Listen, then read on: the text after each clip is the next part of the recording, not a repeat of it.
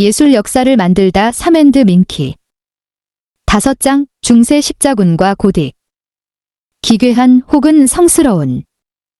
중세가 하나의 단어로 표현될 만큼 단순한 시기가 아니었음에도 불구하고 왜 우리는 500년부터 1500년까지라는 긴 시간을 중세라는 하나의 시기로 묶어놓은 것일까?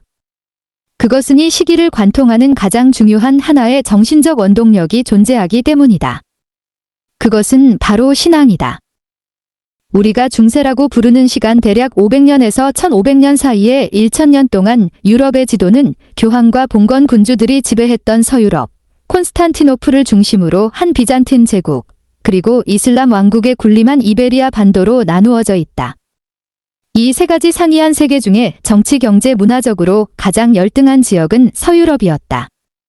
중세의 서유럽은 중앙집권 제도와 도시 경제가 발달하지 않은 상태였다. 화폐보다 물물교환이 성할 때여서 교역의 중심지로서나 왕의 거주지로서 대도시는 존재하지 않았다. 강력한 왕권이었고 물자들이 활발하게 교역되는 도시도 없었으니 경제 수준은 자연히 뒤떨어질 수밖에 없었고 높은 경제 수준을 이루었을 때 따라오는 문화 발전도 기대할 수 없었다. 117.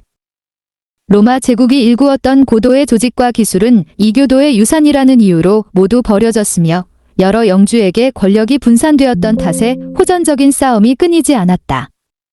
의학과 위생 수준이 현저히 낮아 영아 사망률도 높았다. 로마 제국 시절에 6천만 명에 달하던 유럽 인구는 600년에 3천만 명까지 줄어들었다. 무엇보다 농작물의 생산이 부족한 것이 가장 큰 문제였다. 로마 제국의 곡창지대는 북아프리카였고 유럽 지역의 농토는 비옥하지 못해서 밭을 이 교대로 경작해 겨우 곡식을 생산하는 정도에 불과했다. 118. 황제는 제국을 다스리는 실권이 없었으며 실제적인 통치 권한은 각 지역 영주들에게 있었다. 왕은 자신의 신하들에게 봉토를 떼어주고 그 봉토에서 사실상의 군주로 군림할 수 있는 권한을 주었다. 봉건제로 불리는 이 정치체제를 뒤집어보면 중세 국왕에게는 왕권이 거의 없었다는 뜻이 된다. 비잔틴 제국처럼 국가가 정치와 경제를 장악한다는 것은 상상할 수 없는 일이었다. 자연히 중세의 경제 중심은 국왕이 머무르던 도시가 아닌 각각 영주의 본거지인 시골로 이동했다. 118. 중세에는 도시다운 도시가 없었다. 비잔틴 제국의 콘스탄티노플이나 이베리아 반도의 코르도바에 필적할 만한 대도시가 서유럽에는 전무했다. 영주들은 자신의 영지에 성을 쌓았다.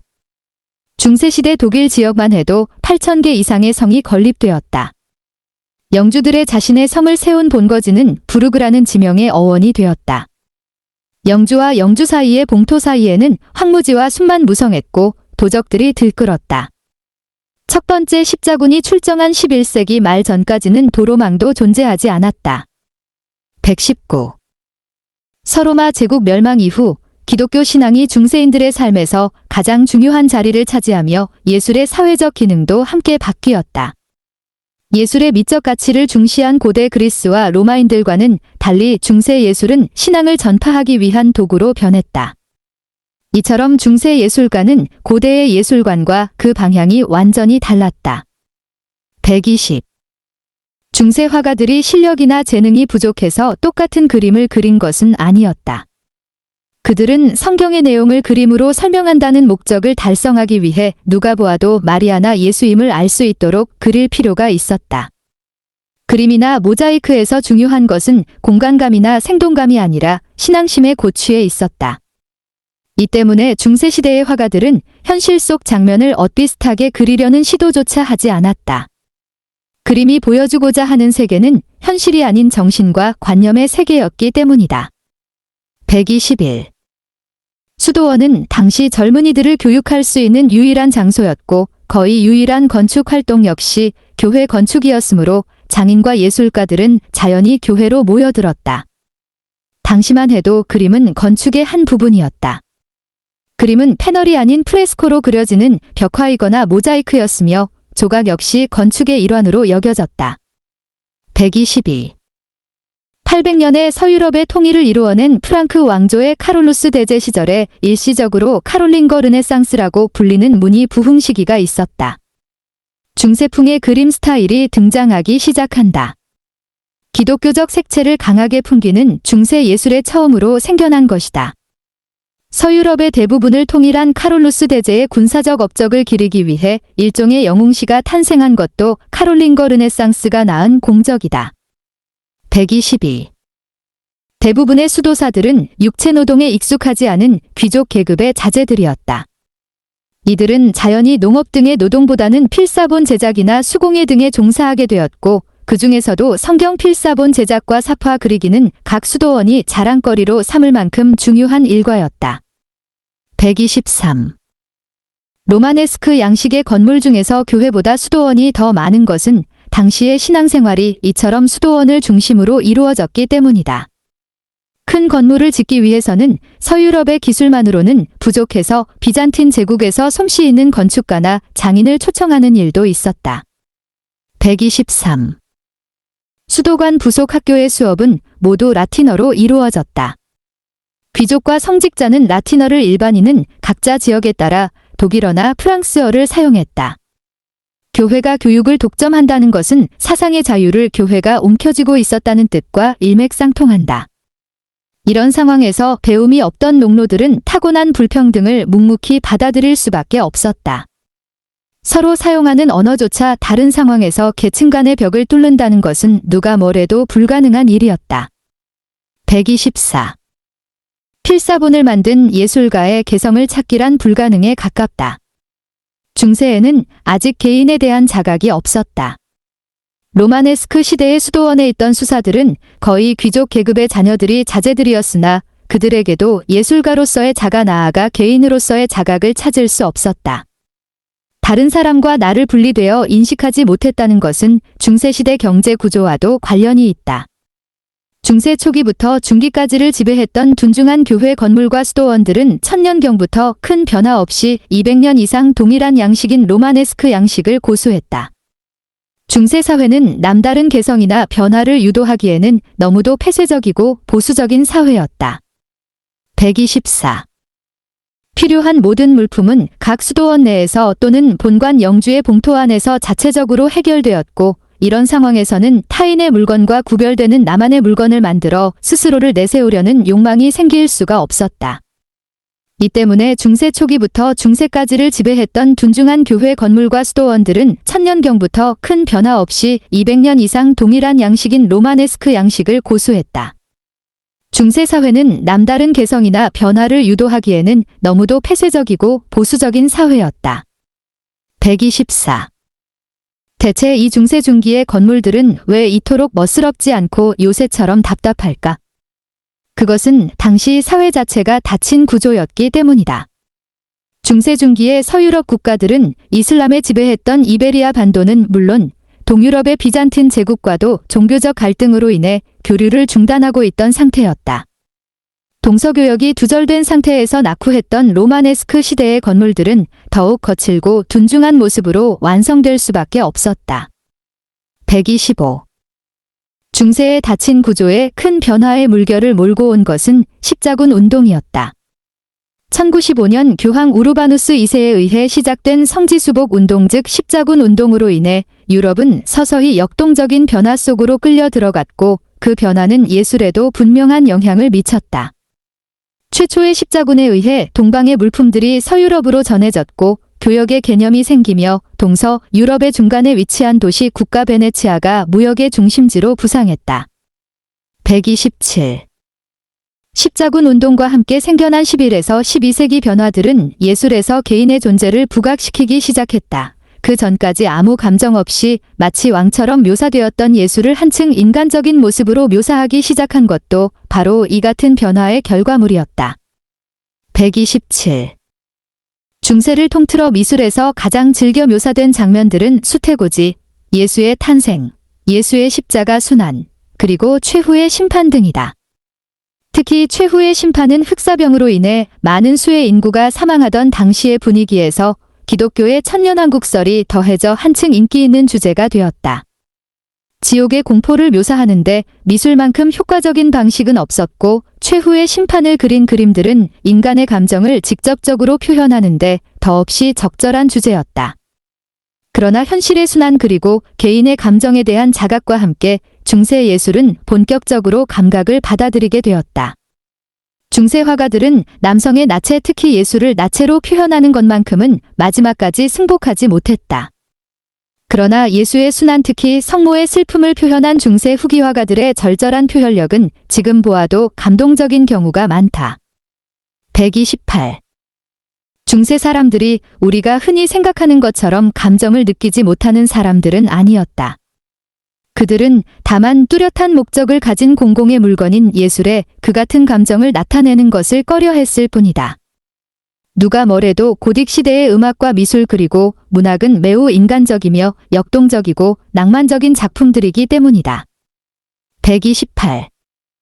기사 계급의 출현은 시대가 변하면서 필연적으로 요구된 산물이었다. 십자군 원정으로 인해 도시가 발전하고 도시에서 잉여 논산물이 판매되면서 상인과 수공업자라는 새로운 직종의 종사자들의 생겨났다. 시민 계급의 싹이 이때부터 피어나기 시작한 것이다. 거듭된 십자군 원정을 감당하기 위해 생겨난 직업 군인이라는 신분은 곧 세습으로 바뀌었는데 이 새로운 전사 계급이 바로 기사다. 129. 1096년에 시작되어 11에서 13세기 사이에 8차에 걸쳐 일어난 십자군의 예루살렘 원정은 제1차 이외에는 모두 예루살렘을 정복하는 데 실패했다. 제3차 십자군은 신성로마 제국의 황제였던 붉은 수염 프리드리히가 갑옷의 무게 때문에 강물에 빠져 익사하면서 와해되었고 제4차 십자군은 엉뚱하게도 동로마 제국의 수도 콘스탄티노플을 점령하기도 했다. 십자군은 정예 부대라기보다 오합지졸에 가까웠다. 더구나 대규모 군대에 필수적인 보급이 없었기 때문에 가는 곳마다 약탈 생각을 벌여서 이 또한 큰 혼란의 원인이 되었다. 129. 무분별한 신앙심으로 뭉친 십자군은 많은 희생자를 낳았지만 이를 통해 유럽은 새로운 공동체 의식을 발견했다. 십자군 원정의 실패와 함께 교황의 권위는 약화되었으며 기사 계급이 유럽을 주도하는 계급으로 부상하기 시작했다. 새로운 세계를 접한 기사들은 동방의 수준 높은 예의범절과 문화를 보고 감탄했으며 이를 서방에 전하고자 했다. 기사 정신이 이로부터 생겨난 것이다. 130. 중세의 음악은 크게 미사에서 불린 전래 음악과 세속 음악으로 나뉜다. 우리가 알고 있는 그레고리오 성가는 성직자들이 수도원에서 부르던 단선율 성가를 교황 그레고리우스 1세가 수집하도록 지시해서 생겨난 명칭이다. 그레고리오 성가는 로마 시대에 쓰였던 리라, 플루트 등이 이교도의 악기라는 이유로 무반주로 불렸으며 플레인 찬트를 여러 가락으로 동시에 부르는 폴리포니 형식도 13세기부터 유행하기 시작했다. 131. 11세기에 쓰인 니벨룽겐의 노래, 쿠드루룬의 노래, 트리스탄과 이졸데 등에서 주인공인 영웅이나 기사는 용감무쌍한 활약을 보이나 이룰 수 없는 사랑에 괴로워하며 결국 스스로 자초한 죽음을 맞는다. 이는 중세시대에 그만큼 죽음이 익숙한 것이었으며 기사들 스스로도 죽음을 굳이 피하지 않고 오히려 천국에 갈 수 있는 기쁜 기회로 맞아들였음을 암시한다. 135. 기사의 연애시에 표현되니 기이한 사랑은 실은 주군에 대한 감성적인 충성 맹세에 가까운 것이었다. 결국 기사는 주군에 대한 충성의 방편으로 주군 부인에게 사랑과 숭배를 바쳤다는 해석이다. 이런 기사들의 연애시는 나아가 성모 마리아에 대한 숭배로 이어진다. 중세 중반부터 후기까지 쏟아지기 시작한 성모 마리아 숭배와 관련한 회화들은 연애시에 등장하는 영주 부인에 대한 기사의 충성이 종교적인 성격으로 변한 것이라고 볼 수 있다. 135. 이후로 중세 후반기의 그림들은 수태고지나 예수 탄생은 물론이고 성경에 없는 내용인 마리아의 탄생 등 마리아에 대한 숭배를 자주 주제로 삼았다. 기사들의 연애시는 사랑이라는 개인적인 감정을 문학의 주제로 사용함으로써 근대문학의 시작을 알렸고 회화에서는 종교미술에서 가장 중요한 주제 중 하나인 마리아 숭배라는 주제의 기복제로 사용되었다. 기사의 등장과 함께 인간의 감정이 점차 예술의 전면으로 부상하게 된 것이다. 135. 중세 중기에서 중세 후기 사이의 가장 큰 변화는 역시 건축에서 찾아볼 수 있다. 마치 요새처럼 장대하고 육중한 그러나 갑갑하게도 느껴지는 로마 네스크 교회는 중세 후기에 이르러 날렵하고 역동적인 고딕 교회의 모습으로 완전히 탈바꿈한다. 고딕이라는 단어는 독일어로 반달족을 의미한다. 즉 고딕이라는 말은 이방인의 문화를 설명하는 단어에서 유래되었다. 고딕 양식의 뾰족한 아치는 이슬람 건축의 영향을 받아들여 만들어졌을 가능성이 크다. 고딕 양식의 결정적인 특징 중 하나인 뾰족한 아치는 7세기부터 이슬람 건축에 나타났다. 십자군은 11세기 당시 이슬람이 지배하고 있던 시칠리아 등 남이탈리아를 수복하면서 이 뾰족한 아치를 발견했을 것이다. 137. 둔중한 요새처럼 웅크리고 있는 로마네스크 교회에 비해 고딕 양식의 교회는 위태롭고 가늘며 날렵하다. 그것은 신의 자리에 한 발자국 더 다가서려는 인간의 의욕을 보여주는 동시에 결코 도달할 수 없는 이상향을 향한 강렬한 염원처럼 느낀다. 고딕 교회를 통해 중세인은 비로소 고대 그리스 로마의 수준을 넘어서는 서유럽인들만의 새롭고 독창적인 문화 양식에 도달한 것이다. 특정 기술자들의 조합인 길드에 소속된 수많은 장인들은 교회 건축이 이루어지는 도시를 자유롭게 이동했으며 자신의 솜씨에 대해 지속적인 수요가 있는 지역에 정착하기도 했다. 드디어 중세사회에 문화적으로 자립한 장인들이 등장한 것이다. 138. 이런 고딕 교회의 건축은 한두 사람의 힘으로 가능한 것이 아니었다. 로마네스크 교회와는 달리 고딕 교회의 건설에는 수많은 전문가들의 협업이 필요했다. 이런 건축 작업은 건축장인 길드의 결성으로 가능해졌다. 특정 기술자들의 조합인 길드에 소속된 수많은 장인들은 교회 건축이 이루어지는 도시로 자유롭게 이동했으며 자신의 솜씨에 대해 지속적인 수요가 있는지 지역에 정착하기도 했다. 138. 중세 후반기에 그려진 그림들에서는 순례와 같은 방랑 행저 일열들을 비교적 자주 볼 수 있다. 200년에 걸친 십자군 운동을 겪은 중세 후기의 사람들은 더 이상 어디론가 떠나는 일을 어색해하지 않았다.